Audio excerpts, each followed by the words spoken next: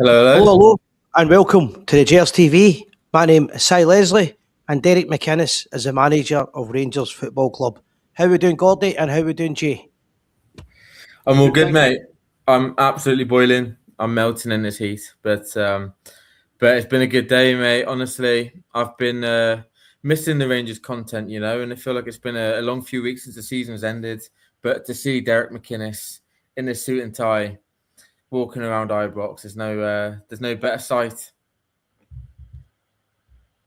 Gordy, exciting times, mate. Yes. No, as I said to you kind of privately earlier, I'm a bit more confident and excited than I was last week. I think if you take the personalities out, if you get the names of the person involved, the names of people involved, I think a part of me is just a little bit kind of, I don't know, with the process involved every 4 months, every 6 months, a new manager. So, it's every kind of 6 months you get your hopes up, you get built up, you get the excitement up. But after watching the press conference today, I feel a lot better about it. I feel a lot more confident about it, a bit more excited about it. And I do think that Derek McInnes came across really well today. And I think he has got the attributes to be a successful Rangers manager. And hopefully he'll bring a bit of stability and success to the club, what we've been crying out for in the last kind of 3 or 4 years.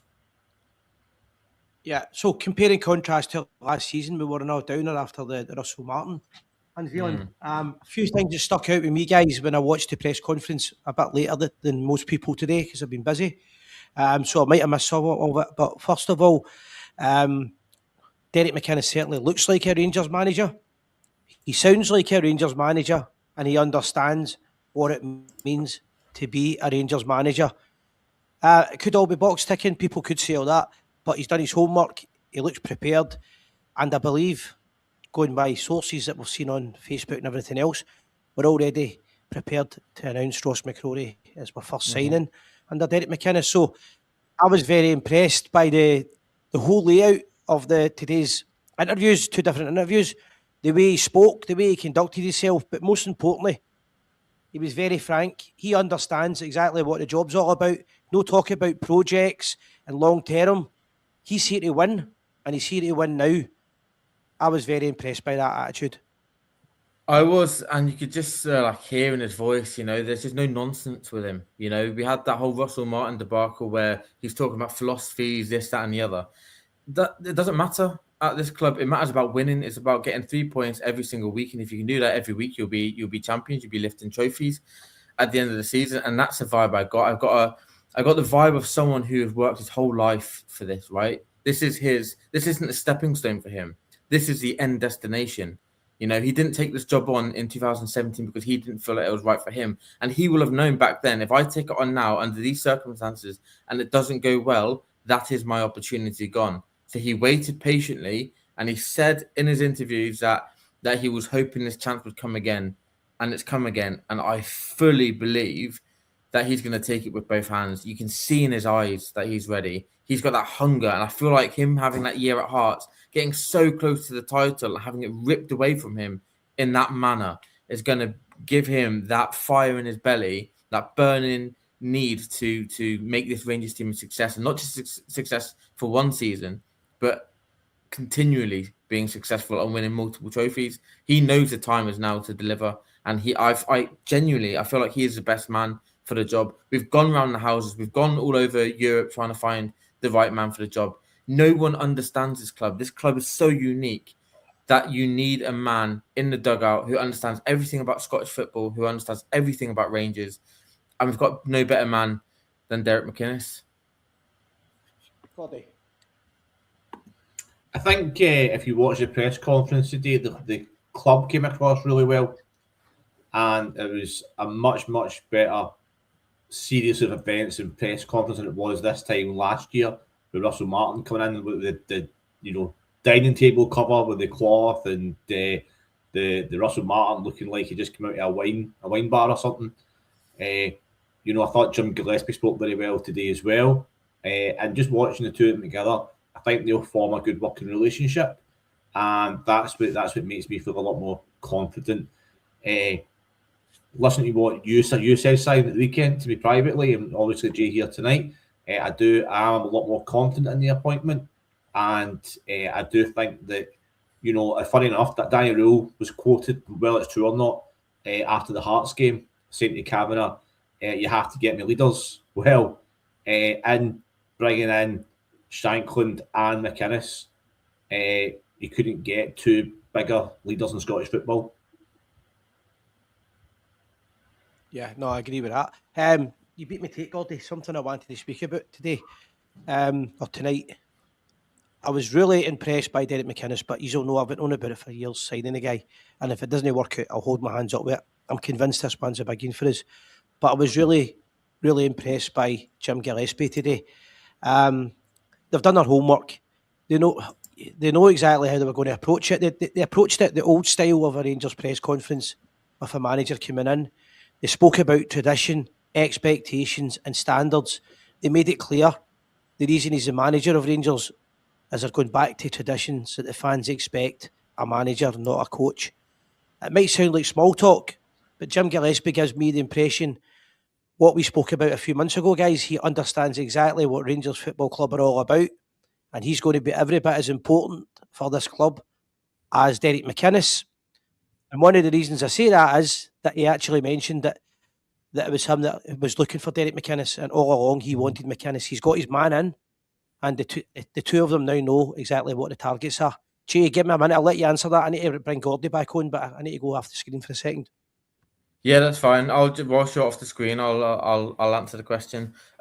What I found really interesting was so they talked about obviously giving Danny Role the backing 6 weeks ago, but how things have changed, and they made a point, or Jim Gillespie made the point that it was Rangers' decision to part ways. They didn't have to accept the bid from Salzburg, but they thought it was the right decision. So I don't know what has happened in those 6 weeks. Maybe they knew when they did give him the backing that, there are going to be offers for Danny Role. He is going to be an in-demand manager, so there's no point paying out compensation when we're going to get money for him. But it was very interesting comments, because clearly they already wanted Derek McInnes before the whole Salzburg situation happened with Danny Role.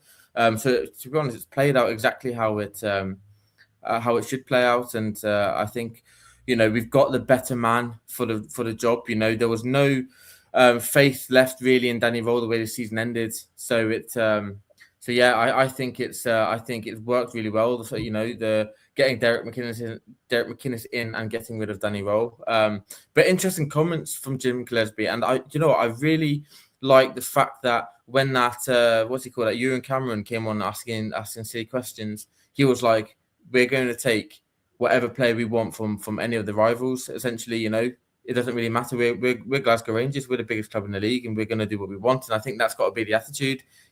When we see top young Scottish players in the league, we need to go over there and take them. Just like we've gone to Hearts, we've taken Shankland, we've taken Derek McInnes, and we should be taking other players from the Scottish Premier League as well, because we are a massive club, and you look at the likes of Bayern Munich, they're always doing things like this. They're always taking the best players from their rivals, so we should be doing that as well. And listening to Jim Gillespie tonight, I felt like that is exactly what we're going to be doing. And you can already see, we went and got Shankland, now we're going to get Ross McCrory. Obviously, he's now at Bristol City, but he just knows the league, he understands what Rangers are about, and I feel like it's definitely the right system moving forward.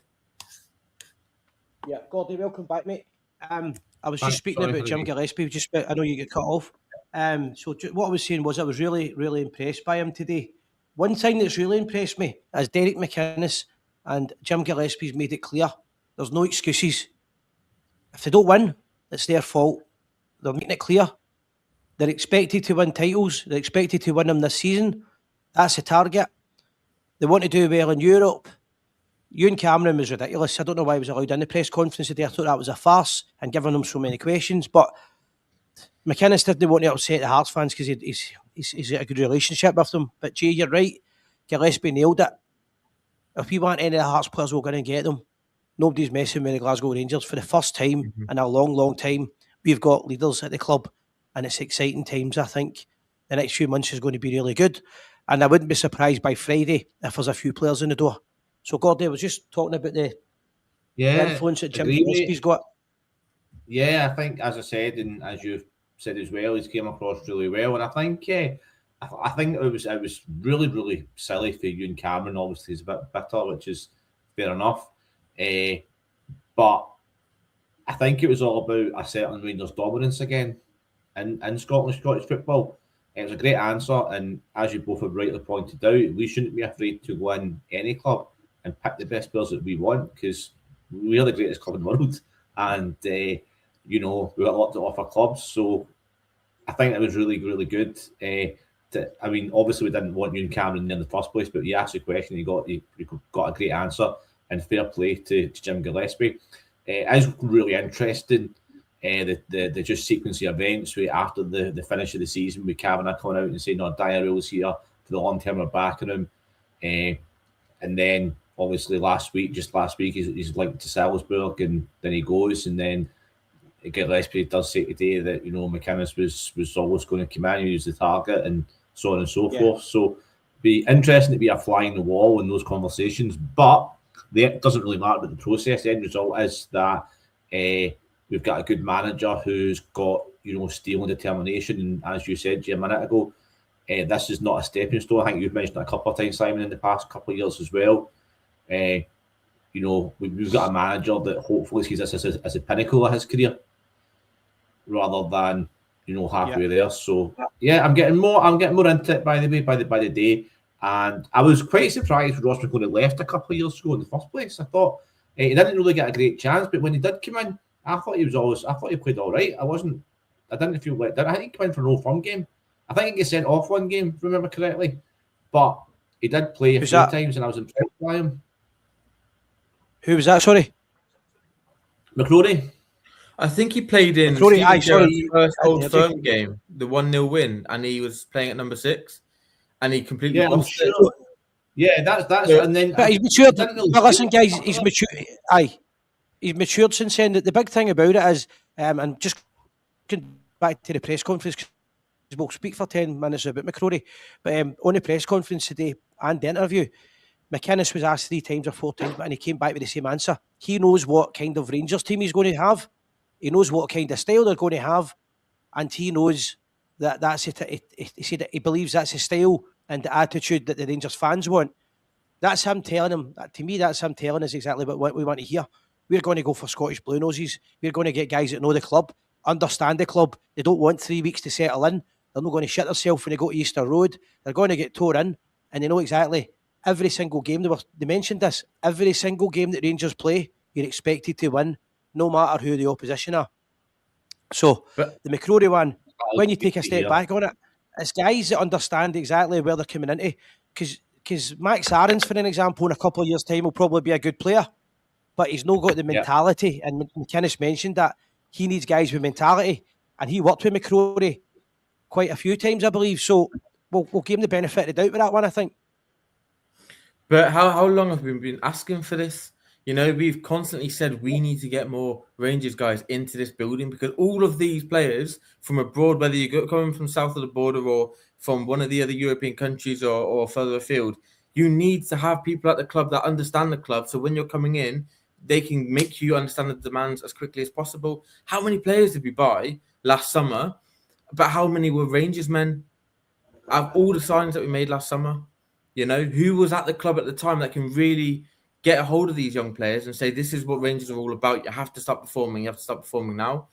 No wonder we won 1 out of the first 8 league games. Do you know what I mean? It was just, we didn't have people there that could help the new boys understand what the club was all about. And we're building that foundation now. We've got Shankland in the door. We're going to have Ross McCrory in the door. And there's going to be more, I'm sure of it. But we're building that solid foundation for us to then build from. And then we can find the flair players, from Norway or wherever, that can really complement the foundations that we're building with these young, or not even young players, like Ross McCrory's 28, but players that just understand the club and that can really help the new players out. And I'm excited for this, because we have been shouting about this for a long, long time.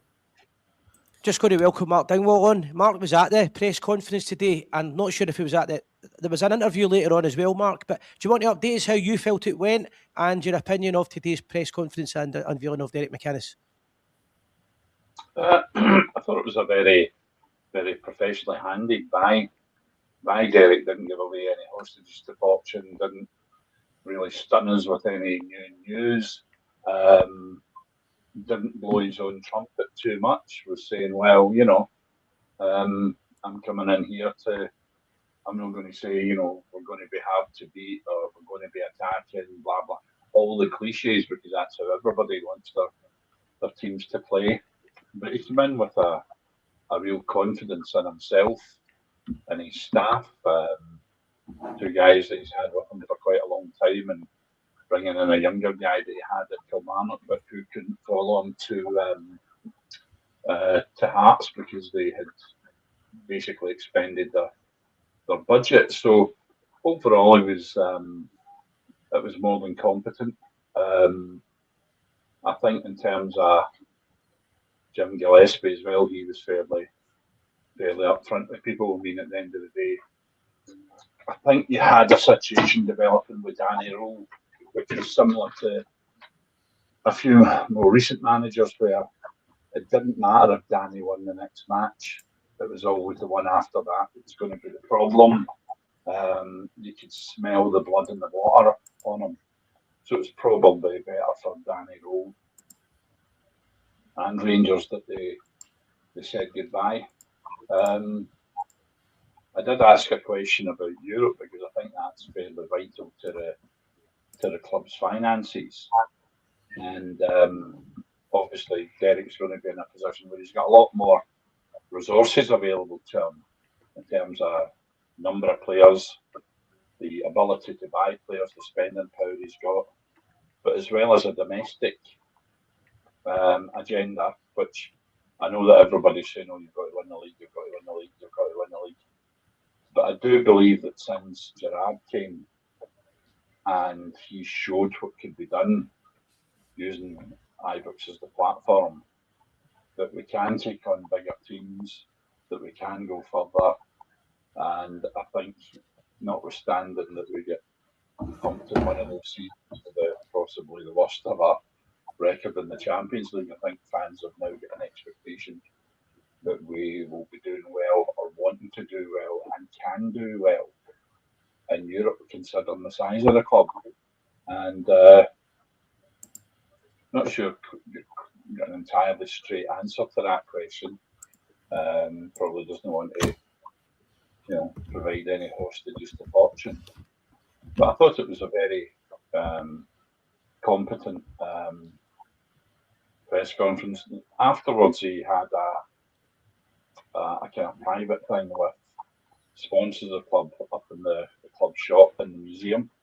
And thereafter, he came out to meet the fans who were in reasonable numbers in the club shop, a meet and greet. So he wasn't really divulging the Fort Knox kind of secrets of the club, but he was setting out his agenda, and I thought he did it particularly well. I mean, if you look back now, his record as a manager, he's winning League Cups for Aberdeen a fair while ago now. But when you consider the divergence in the amount of money available to an Aberdeen manager compared with Rangers and Celtic managers, it's an exponential difference. So to be able to win,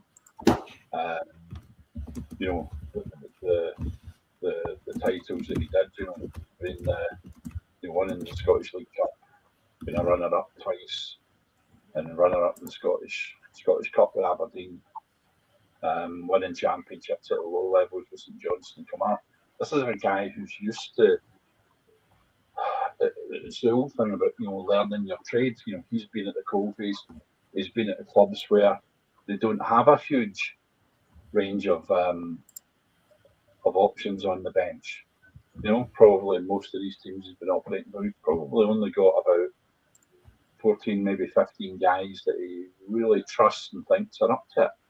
And that if they get an injury in a position, then it's a real problem. So Derek McInnes has done the hard yards, and now he's in the big boy league effectively, where he's in with all the other smart guys, and he needs to not just do what he's done before, but raise his game, get used to dealing with the pulling power and the money power that Rangers have got to be able to create a squad of players that can win.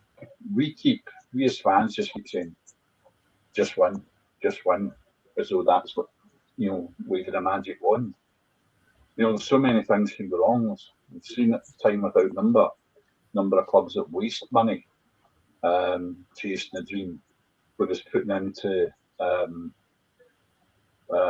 action a winning strategy is something else. It was touched on during the press conference, and I think this might be good for him, even though it doesn't really.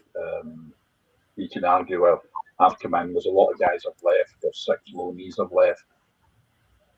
People have been talking about, the defensive backlines. You've got a 4, but there's no replacements really that are blindingly obvious to people. So he's really starting with a blank sheet of paper, I think, as far as most of the team's concerned. And in the next month or so, he's got to build that team. He's got to recruit the players, get them trained, and send them across the whitewash.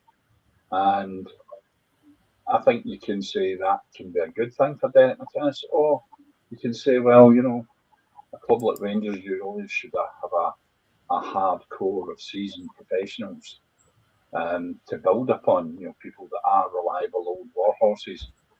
And he doesn't really have that in great numbers. So this team, once we start playing in the new season, it will be his team.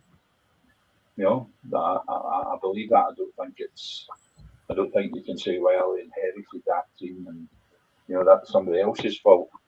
There are players that we've got under contract, but I would say that the team that he puts out next season will be from day one a Derek McInnes team.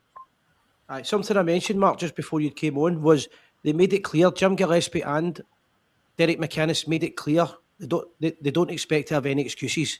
They know exactly that they have to win, and they have to win as many games as possible. Was there any talk when you were at Ibrox today about any potential signings that's going to happen in the next week? Are any kind of hints or anything off the record? No, not at all.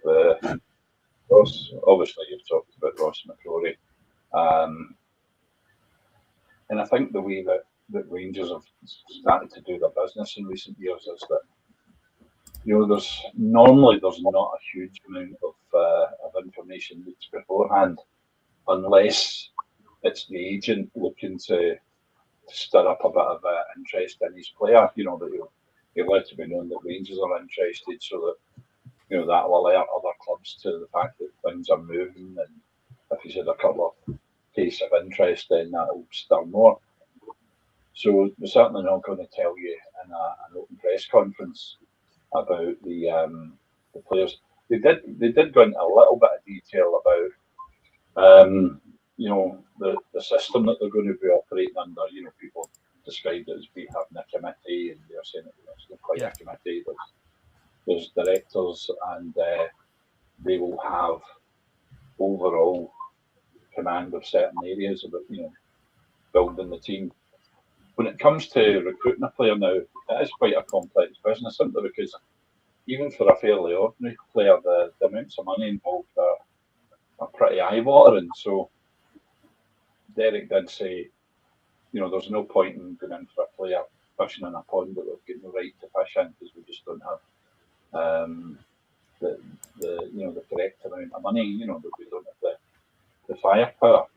So it will be signing by committee to a certain extent, although Gillespie did go out his way to say, well, it will be the final decision in the signing will always be the managers. They won't be getting presented, oh, by the way, we've got another new player for you.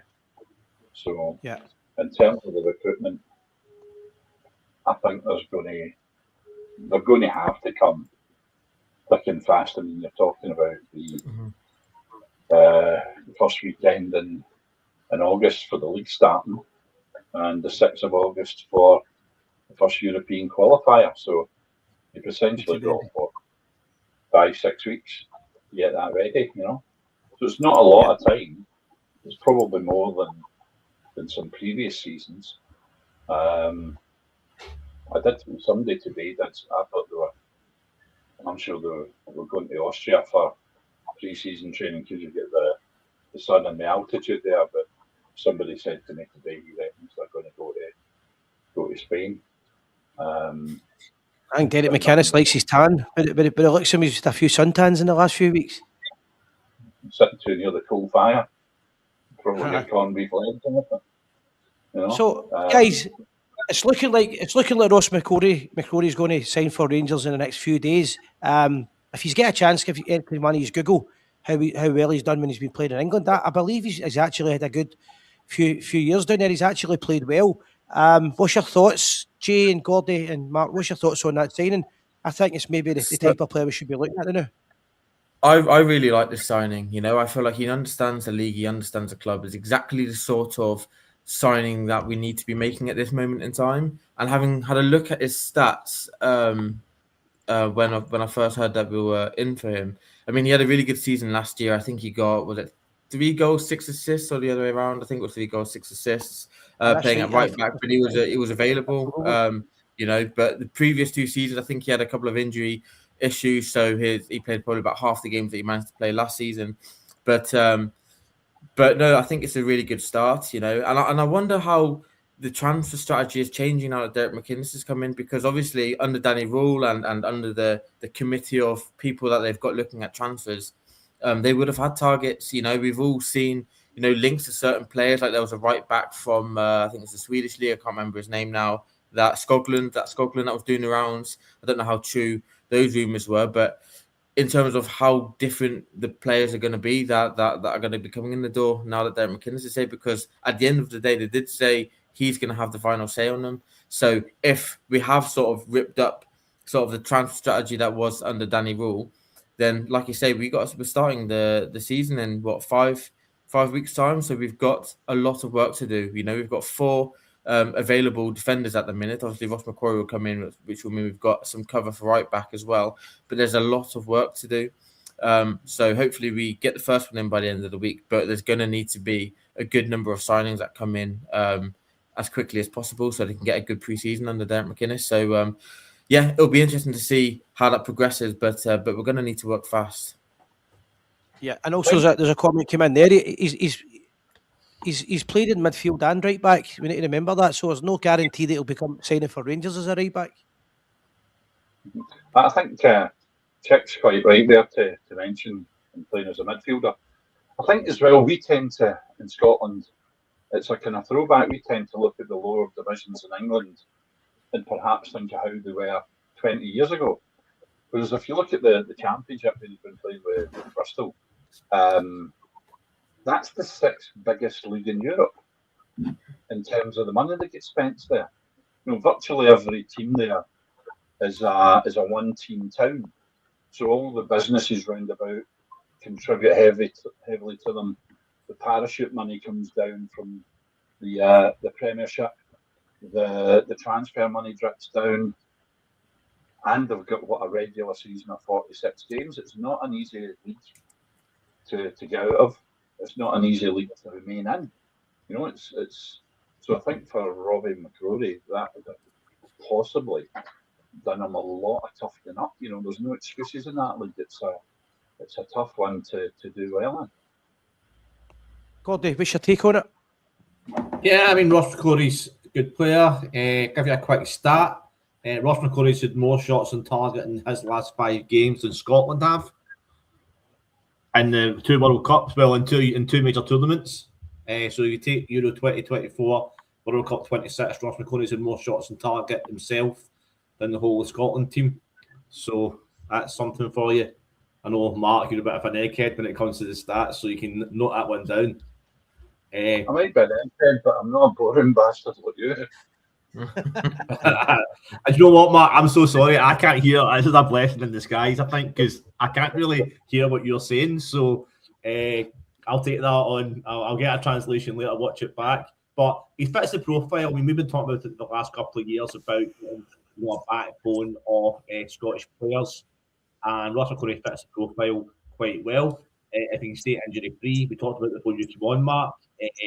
he had a good few games at Rangers, then he didn't see him again, and then he went up to Aberdeen, I think. But he came on and lost it against Celtic, played really well, and then we didn't see him again, which was really, really strange. But good, decent Scottish player. Will he set the world on fire? Probably not. Will he be reliable, dependent, and physical? Yeah. So he ticks a lot of the boxes, and hopefully that will free up some of the kind of more creative and flair players to do their bit. Also, there was talk about Nathan Patterson coming in. Now, if he plays McCrory in the midfield, you could probably still bring Patterson in. I'd be wary of Patterson. I think I'm not saying he's not a great player, but I think with the wages and the transfer fee, I wouldn't necessarily say Patterson would be first choice. I'm not saying by any stretch of the imagination he's a bad player. I think he's a great player, and he obviously knows the club as well as McCrory. But I just think they might be a little bit over budget for Patterson, unless he's willing to take a wage cut. I think there's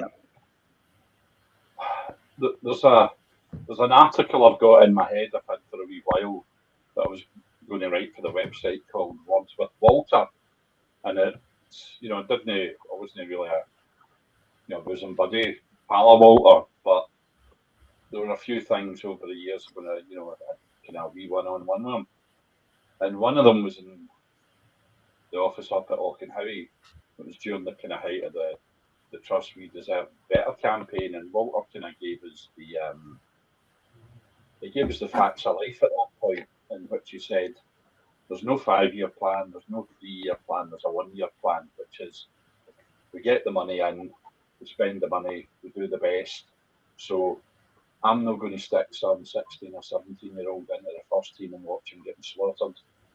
The core of the team is going to be guys, 28, 29, hard-bitten professionals that have been around, seen a bit of the world.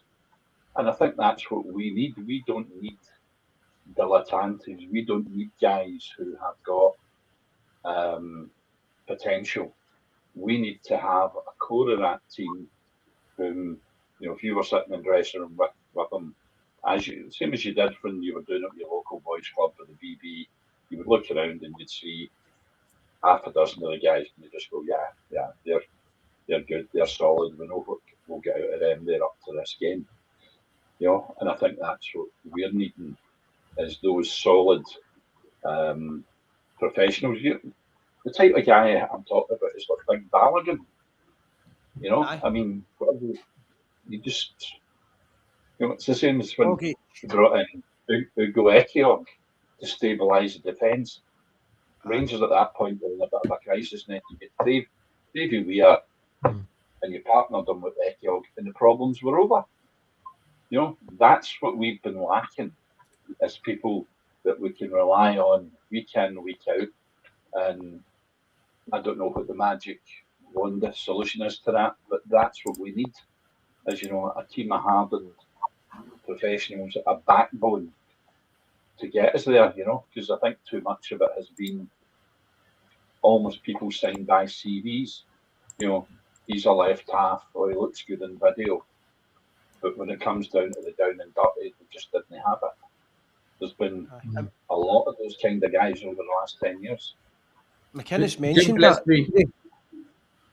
So Jim Gillespie mentioned this in his press conference. He said that we need stability.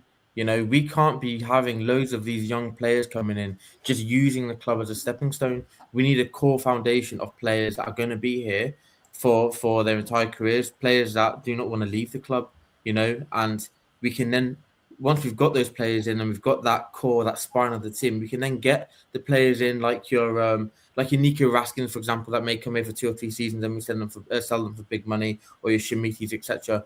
But we have to build that floor first, and then we can start to raise the ceiling. And I feel like that's exactly what we're doing this summer. We're building that floor, that foundation, not just for trying to win the league this season, but it's consistent success. And the only way you can have consistent success is by having that stable foundation that we're trying to build right now. So yeah, I fully agree with the direction the club is going in, and I haven't said that too often. There have been mistakes made in the past, but I finally see the vision and what we're trying to achieve, and I feel like we are taking the right steps now. Yeah, there's also was I think, I don't know if it was just a rumour, but there was supposed to have been a bid today for Nico Raskin by Hull City, 15 million, which is interesting. That would free up some money. 15 million, aye. Sorry, I thought you said 3 there. I thought you were having that. Well, I believe it was 15 million. Can I just pick up what Chuck Sharps just said in the comments there about the VAR and the corruption? It's one thing that I've used the opportunity alongside Davey Edgar and Stevie Clifford when we've been able to get one-on-one with directors and functionaries of the club. And what we've said to them is, we're in a war. There are things that happen in Scottish football that don't happen in other places because of the touch of corruption. And it's more than a touch, it's a stench actually. And I think last season, and especially with Derek, what he suffered at Hearts. You know, I think there is other teams have had their eyes opened to that corruption, and that we need a genuine, proper, fair level of competition, not one which time after time after time favours one club and only one club. And I think we all know what that club is. I mean, there's an article in the Glasgow Times today talking about soft touch VAR been used in the World Cup, and I kind of agree with that. You know, there's been quite a number of decisions in the World Cup that have seen the sensible application of VAR. And if you look at how it's operated in Scotland, as predicted when people started talking about it, was going to be technology and this will level the playing field. Well, it didn't, and it wouldn't, and it won't until you have a change both in the governing bodies and in the refereeing department, because it's been set up and it's organised and populated by people who favour one club, and you know that's just the end of it. So what we've been emphasising to Gillespie and Andrew Kavanagh and his colleagues is, if you want to see your investment flourish, you need to fight that battle off the pitch as well as the one on the pitch. Aye, that's a great point. The Jim Gillespie seems like more competent rather than the last regime. Anyway, Jim Gillespie does seem more competent to challenge that, Mark. Well, no, according to you in private, Simon, he's in the door, get rid of him, you know. And that's because he never phoned me. Why would anybody not want to phone you to have a 2.5 hour rant? Get him on the phone. And but again, I think with Gillespie's a different animal, because he's done the hard yards with St Mirren. He's obviously a blue nose, and he's got pretty deep friendships with a lot of people at a lot of different clubs who had the same kinds of problems that he had at St Mirren. So you're dealing with somebody whose connections are deep and wide around Scottish football, and he will know how to approach these guys, what they're looking for. A lot of other clubs just say, "Oh well, it's a Rangers Celtic fan," and they don't want to get involved. They really don't want to become a target of Celtic Football Club and their fans, because we've seen it time and again where the club is effectively delivers the black spot on somebody, and the fans roll into that. I mean, you look at Anne Budge, you know, a 70-year-old lady, and a couple of years ago, I mean, the utter vitriol and hatred that she suffered, simply because she said she wanted to see a favour Scottish football environment, you know. And it's all right us saying, well, we would need to do this, or we would do that, or we would stand up to it. It's a lot different when you're out there yourself and you don't really see it as your fight, and suddenly you are being bombarded with thousands of messages of hatred, that you're being harassed in the street, you've been vilified, you're having your employers contacted, or if you're running a business, you're having people yourself to contacted and horrific stories been put out about me personally, and that's what Celtic do to people that they don't like, So to turn that around, it's going to take quite a few brave men and women in Scottish football to stand up to that and just say, no. Here's how the game should be played and the spirit in which it should be played, and here's how it should be administered in a fair and proper manner. So I'm not saying that he can wave a magic wand, and too often our fans get right down the throats of directors and club functionaries who don't immediately come up with a solution to things that we've been talking about for years.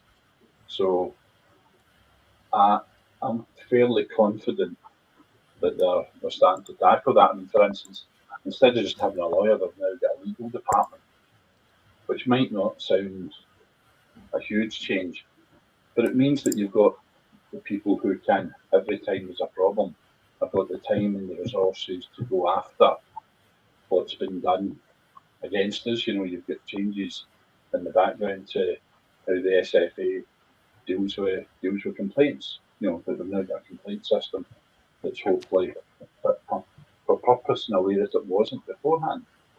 And it's a long battle, but it's a very necessary one. I'm sure we'd all be preferring to talk about signings and games, but this is the game we're in Scotland. Is that it's not a fair competition, and that's not just us bleating as Rangers fans.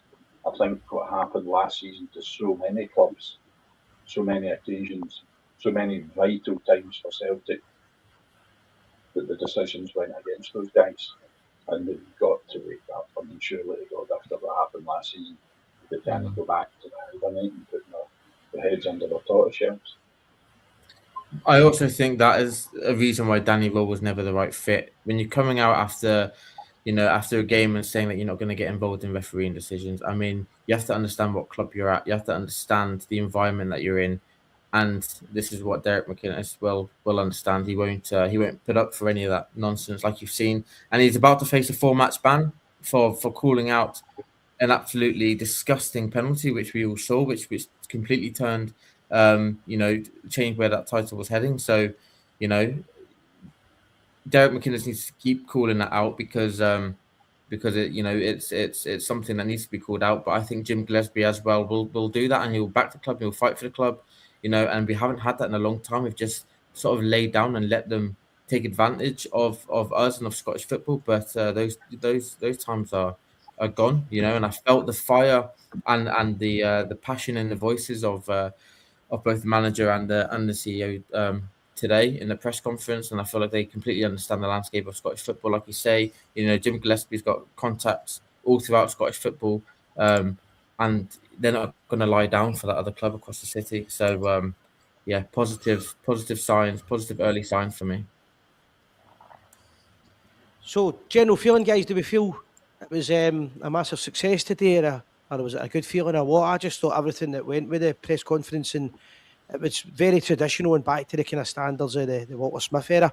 My own opinion is I think that this is the start of a new era for Rangers, and I hope with what Mark said, that includes fighting back for what's right in football. What was your thoughts, guys, on today's event? I'll just come in first if you don't mind, because I need to kind of jump off in a wee minute. But I've been listening to what you guys were saying tonight, watching the press conference earlier, and not that I had a lot of doubts, but they have been blown away, to be perfectly honest. And I'm now kind of really looking forward to the new season again, which is probably going to happen anyway. But looking forward to it. Great to get the standards back. Great to have professional people at the club, and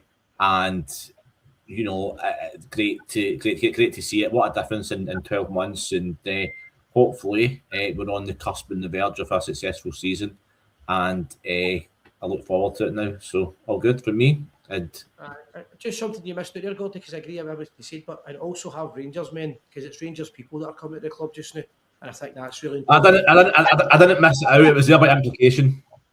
But, no, you're right, and it's good to have that beating the heart at the club. You're absolutely spot on. We spoke about it. You spoke about it quite a lot as well, personally, and hopefully the player profiles are going forward as well. We'll mirror that as well. So yeah, there's a lot to look forward to, and any doubts I've had have been kind of blown away. So bring it on. Jay, your feelings from today? I'm buzzing, mate. Honestly, I really am. I'm just looking at a picture now, which someone sent me, or a picture of Derek McInnes walking away with and there's like a picture of Walter Smith behind him, and it just the look in his eyes, the hunger, the desire he's got. You can see he means business. He's got Walter Smith looking over him. I'm excited. I cannot wait for us to start the league on away at Tannadice on the 31st of July. We haven't won the first game of in the league season for a while, so we're due a win, and I'm confident that we've got the right man in charge. Yeah, Mark, I'll let you finish it off from today's proceedings. Yeah, we've been at a few of these in the last few years. Sad to say, but I think in terms of Derek McInnes and his CV, mostly in Scotland, but also playing at a good level in England. He's obviously lived his life through football. And from what I'm hearing in the background of the club, I'm really looking forward to this summer. I'm sure that we'll probably have, perhaps a dozen signings, which is always, for fans, that's always a treat, isn't it? As soon as you hear the name of a new guy, everybody's on to Google and searching video for clips, and that's what football is about, or should be about, is the players, the new guys coming in, how's the manager going to play them, what have these guys done before, and that's I think we should never lose contact with the fun of football. It's easy to become bitter and twisted that a certain player isn't played the way you want him to play, or he's in the team and you want him out of the team, or the club's not doing this or that. But in terms of getting new players into the club, I think it's going to be an exciting time, because we're going to see the colour of the club's money. We're going to see the type of ambition that they have for who they get, and we're going to see in terms of the signings, the workings of Derek McInnes' mind. What he's been used to. This is the one thing, is that he's been at clubs where he hasn't really had big resources to spend, and now he's at that point where he will have big resources, and it'll be very interesting to see what level of player that he pitches for. And also, I think what's always intriguing with managers is that they will see something in a player that they believe nobody else has seen, and they'll look at a guy and say, well, he's been played in the right, I wonder if he comes in a little bit, or even switching wings, or playing deeper, or playing further forward. That's all. I love that in the game, to see managers, coaches taking those chances, making those tactical decisions to how players, not just what players they've got, but how they play them. And the numbers of players that we're going to have to sign this year will make that absolutely fascinating, I'm sure. Yeah, it's going to be an exciting few weeks after today with the transfer window, and it'll be really interesting to see the Derek McInnes Rangers that comes to the start of the season. Guys, thank you very much for coming on. Thanks to Gordy, thanks to Mark, and thanks to Jay. For anybody that's watching, if you could like, subscribe, and join the Patreon page, that would be great. And we'll be back on in a few days' time. Good night, gentlemen. Thank you very much. Thanks, Hank.